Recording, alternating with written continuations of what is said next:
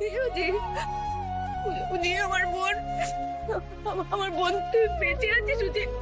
উজি তুই আমার ছেড়ে যাসনি, তোকে তোকে আবার আবার ফিরে পেয়েছি আমি।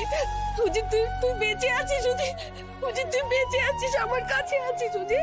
হে উজি, উজি অবস্থা কত কেটে গেছে আমাদের। আমি জানতাম তুই আমার ছেড়ে যাবি না, আমি ভাবতেই পারিনি যে আমি তোকে আবার ফিরে পাবো উজি। তুই ঠিক আছিস তো? তুই কি করে বেঁচে মিললি রে? উজি ভাবতে পারিনি আমি। শান্ত শান্ত, চোখ থেকে জল মোচ, আস্তে আস্তে। এ উজি আমাকে ওই চিরকুট পাঠিয়েছিল একটা, চিরকুটে তুই পাঠিয়েছিলিস উজি? কে পাঠিয়েছিল রে? ওই চিরকুটের মধ্যে লেখা ছিল বম ব্লাস্ট নিয়ে, আর উজি মিত্রকে নিয়ে কথা বলবে। বল না বোন, তুই পাঠিয়েছিলিস আমাকে? আমি তোর নাম শুনে রিস্ক নিয়ে চলে এসেছি, আমি খুব টেনশনে ছিলাম, আমি রিস্ক নিয়ে চলে এসেছি উজি। আমাদের হাতে সময় কম আছে দিদি, আমি তোকে কয়েকটা প্রশ্ন করতে এসেছি এখানে, প্লিজ। করবি যা প্রশ্ন আছে সব করবি, কিন্তু তুই বল, তুই কত কেটে গেছে, তুই ঠিক আছিস তো উজি? আমি শুনলাম তোকে ওখানে কারা আটকে রেখেছিল, তুই কি করে বাঁচলি বাবু? বল না ঠিক আছিস তো তুই?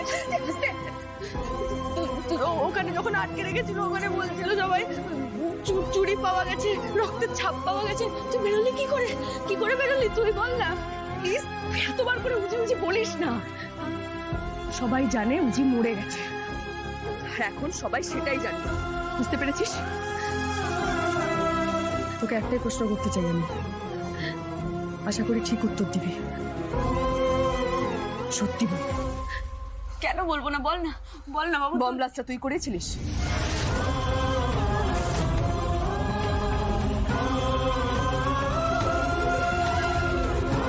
আমাকে কিডন্যাপ করিয়ে ওখানে আটকে তুই রেখেছিলিস দিদি?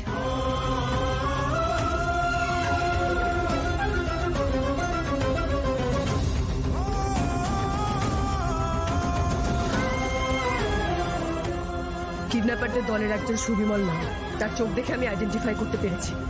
আজকে রাত্রে তাকে ধরে নিয়ে আসবো, জিজ্ঞাসাবাদও করবো আর নিজের মতো করে ডোজও দেবো।